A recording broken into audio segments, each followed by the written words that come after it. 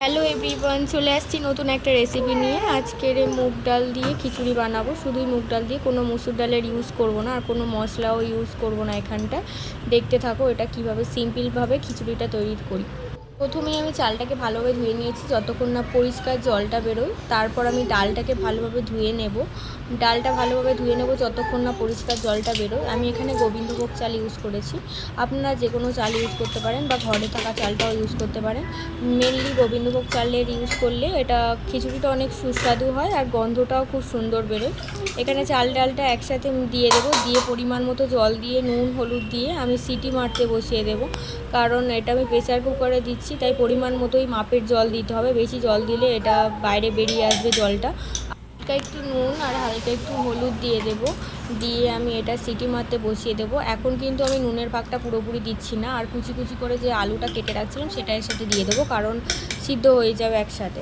এখানে টমেটো, পেঁয়াজ কুচি, শুকনো লঙ্কা, কাজু বাদাম, কিশমিশ, আদা রসুন একটু পেস্ট নিয়েছি, জিরে নিয়ে নিয়েছি, দুটো তেজপাতা নিয়ে নিয়েছি আর একটু নুনটা পরেও লাগবে, আমি এটা বলেই দিয়েছি আগে, সেই অনুযায়ী নুনটা আগে দেবে। এবার সিটি মেরে নেব, আমি 3টে সিটি মারছি, এখানটা হয়ে গেছে একদমই, দেখতে পাচ্ছ পুরোপুরি সিদ্ধ হয়ে গিয়েছে এখানটা। আমি তারপর কড়াটা একটু হিট হতে দেবো, দিয়েতে ঘি দিয়ে দেব। ঘির বদলে আপনারা তেল দিয়ে দিতে পারেন, অনেকে যারা ঘি খান না তারা তেল ইউজ করতে পারেন। এখানে শুকনো লঙ্কা আর জিরেটা আমি দিয়ে দেবো। শুকনো লঙ্কা জিরেটা যেই একটু লাল লাল মতো হবে তখন আমি দুটো তেজপাতা দিয়ে দেবো, পেঁয়াজটা দিয়ে দেবো, দিয়ে একটু ভালোভাবে এটা নাড়াচাড়া করে নিতে হবে। একটু লাল লাল মতো হয়ে এলে তার ওপরে আমি যে টমেটো আদা রসুনের পেস্টটা করে রাখছিলাম সব কিছু এবার দিয়ে দেবো। টমেটোটা দেওয়ার পরে কাজু বাদাম কিশমিশটা দিয়ে দেবো, দিয়ে এটা ভালোভাবে একটু নাড়িয়ে চাড়িয়ে নেব। এটা নাড়িয়ে চাড়ানো হয়ে গেলে একটু নরম মতো হয়ে এলে তখন আমি পরিমাণ মতো একটু নুন দিয়ে দেবো, স্বাদ অনুযায়ী। আগে যেহেতু নুন দিয়েছিলাম সেই অনুযায়ী নুনটা দিতে হবে।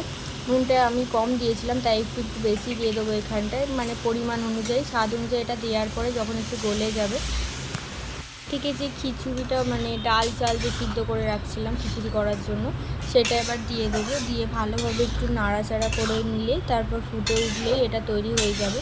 এটা কিছুক্ষণ আমি ভালোভাবে নাড়িয়ে নেবো যাতে নিচে থেকে ধরে না যায়। আর গ্যাসের ফ্লেমটা মিডিয়াম রাখার চেষ্টা করবেন, হাই ফ্লেমে রাখলে নিচ থেকে ধরে যাওয়ার সম্ভাবনা থাকে। এটা আমি একটু ভালোভাবে নাড়াতেই থাকবো, কারণ নিচের দিক থেকে ধরে যাওয়ার সম্ভাবনা থাকে। ফুটে উঠলে এটা তৈরি হয়ে যাবে। এটা দেখতেই পাচ্ছ এখন ফুটে উঠছে ভালোভাবে, এটা ফুটে উঠছে, তৈরি হয়ে গেছে। এটা কোনো মশলা ছাড়া ভালোই লাগে খেতে, তোমরা একবার ট্রাই করে দেখো আর কেমন লাগলো অবশ্যই কমেন্টে জানিও। তখন মাছ মাংস খেতে খেতে বোর হয়ে যাও তো তখন এই খিচুড়িটা ট্রাই করে দেখতে পারো, খুবই সুন্দর লাগে। ট্রাই করে কমেন্টে অবশ্যই জানিও, আর ভালো লাগলে লাইক কমেন্ট শেয়ার করতে একদমই ভুলবেন না।